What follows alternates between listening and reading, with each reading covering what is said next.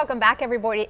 Good morning. On this National Nurses Week, you'll hear the name of Florence Nightingale again and again. She's considered the founder of modern nursing. She introduced the hospital sanitation protocols in 1854, still in use today. Things we take for granted, like clean bed sheets and towels, ventilated rooms, daily hygiene of each and every patient.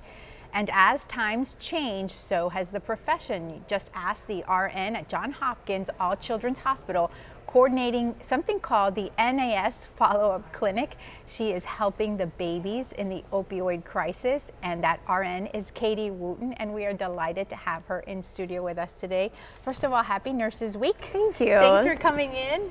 So explain to our viewers what the NAS follow-up clinic, it's such a long. Sure, so NAS stands for neonatal abstinence syndrome.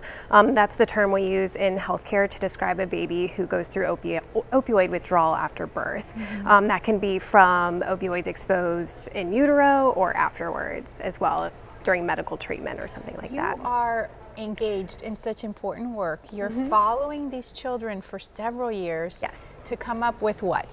So we want to follow these kids prenatally all the way through age 5, and we want to provide support to those families and support to those babies. So during visits at the clinic, they receive care from a pediatrician, an occupational therapist, a speech therapist, and a physical therapist. So they're getting a lot of intervention.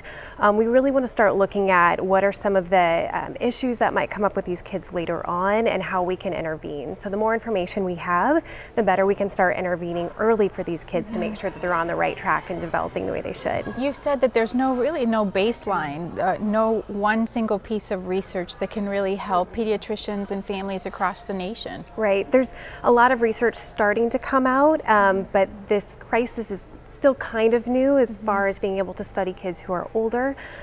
So it's really trying to build on the research that's there and create our own body of work as well. That's so amazing. We're so honored that you're in our community and you're going to make this happen.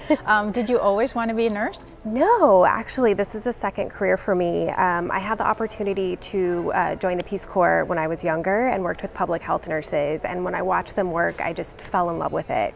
So when I came back to the U.S., I went to nursing school. Well, congratulations. Thank you for being an inspiration. Our viewers are meeting some really amazing people who happen to be nurses. Thanks for coming in. We will continue our series all week long, so join us to see some superstar, rock star RNs.